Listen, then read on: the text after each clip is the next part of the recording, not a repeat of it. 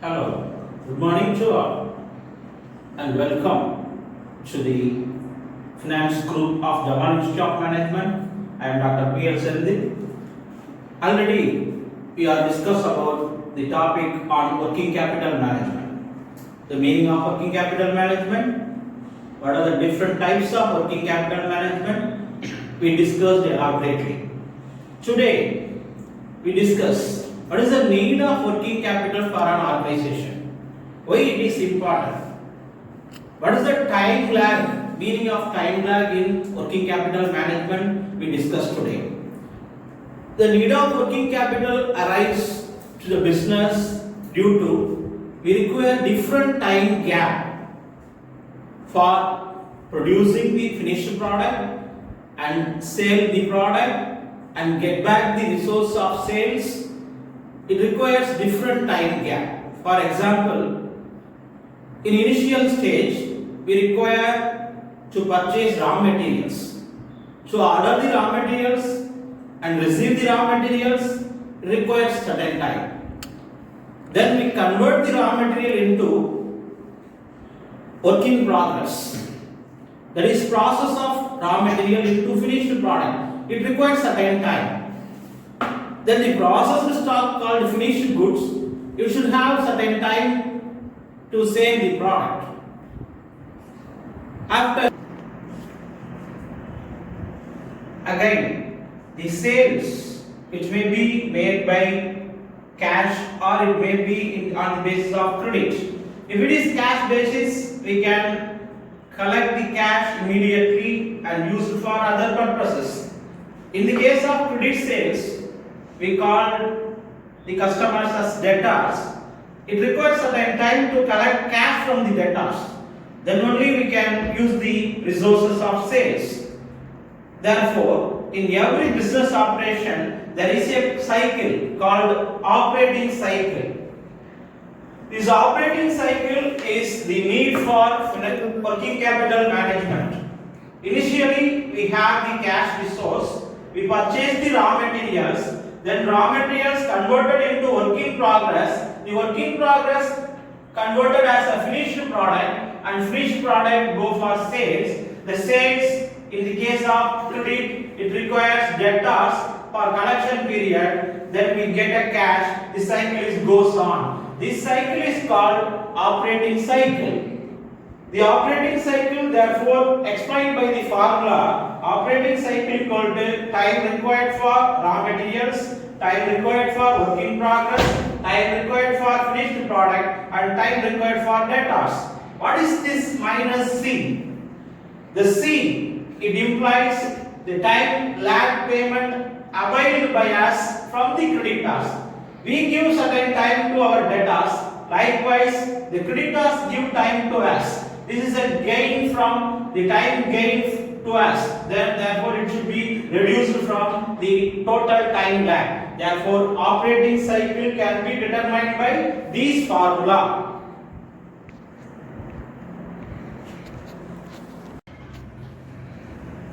As operating cycle is calculated by R plus W plus F plus D minus C. That is raw material, work in progress, finished product and debtors minus the creditors time lag. Okay, how do you calculate the R, raw material time taken? It is calculated by the average raw material held as stock, average raw materials held as stock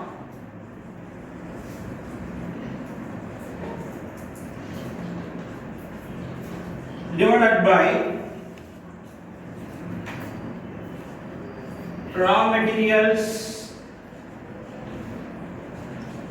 used per day. That is, this is a formula to calculate the R. Likewise, we can calculate the work in progress, that is average amount of WIP, that is work in progress, divided by work in progress per day. Average work in progress held per day. Okay. Likewise, we also calculate finished product, average finished product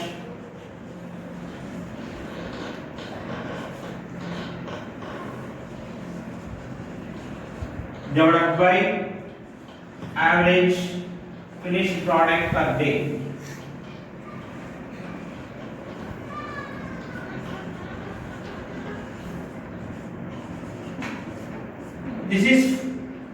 This average raw material in stock for a year, whereas raw material used per day. All this divided by per day requirement. This is the average requirement of the year divided by average usage per day. Likewise, we calculate for raw material, for work in progress, for finished product. Likewise, debtors and creditors. Everyone should be calculated with these type of formulas. It can be explained by a problem. How do you calculate the operating cycle of a organization, which can be explained by a simple problem? Shall we go through the problem? This is the formula for calculating the operating cycle. From the following particulars, compute the net operating cycle period, number of operating cycles in a year, and what is the amount of working capital required. The period coverage normally 365 days per year. For this problem, we take as 360 days. The average period allowed by suppliers is 30 days. The average period allowed to debtors is 45 days. The raw materials consumed during the year 6 lakhs. The average stock of raw materials held is 50,000. Work in progress inventory is 5 lakhs. Average work in progress in inventory is only 30,000. Finished goods as inventory 8 lakhs. Average finished goods in stock held is 40,000. The total cost of sales is 8 lakh 40,000. Okay. This is the solution for the problem. We know that the operating cycle is R plus W plus F plus D minus C. The R is the time required for raw materials, for which the formula is average stock of raw materials held divided by average raw materials consumed per day. The average raw material consumed per day can be calculated by the raw materials consumed during the entire year divided by number of days in a year, because per day we require, therefore 6 lakhs minus 360, per day we require a raw material worth of rupees 1667. Therefore we get R equal to average stock of raw materials 50,000 divided by 1667. We get it requires 30 days for raw materials.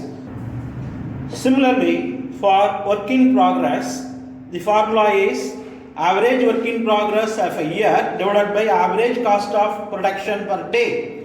The average work in progress, we know that from the problem it is 5 lakhs. The number of days is 360.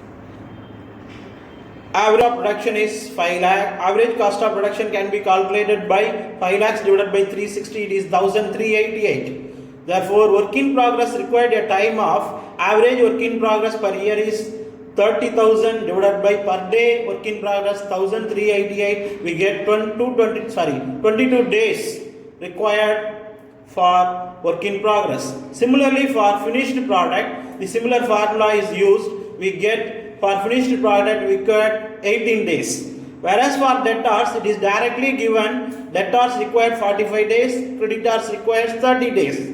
Therefore, we put in the formula operating cycle equal to R plus W plus D plus F plus D minus C. Therefore, it comes to 85 days. The operating cycle of the firm is 85 days. The first question is answered. What is the days required of operating cycle in 85 days? The second question is number of operating cycle in a year. We know that per year it is 360 days, 85 days per cycle. Therefore, number of cycles equal to 4.2. Then come to the third question. What is the amount of working capital required? That is total cost of sales. Total amount required divided by number of operating cycle. We get rupees 2 lakh as a required amount of working capital for run the business.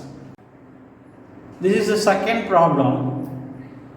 Here we calculate the amount of working capital required by the cycles and amounts given in the problem. The following are the estimates used to calculate the average amount of working capital required. Average amount of stock held up, we know that the stock is in the form of raw materials, work in progress and finished goods. For finished goods and work in progress, it requires the amount of 10,000 amount of worth is locked. For raw materials, it is stocked amount of rupees 8,000. In the case of average credit given is, for local sales, we give 2 weeks credit. The entire amount of local sales is 1,04,000. The outside state sales, we give 6 weeks credit, which is amounted rupees 3,12,000. The time available for payments for us, it is the positive.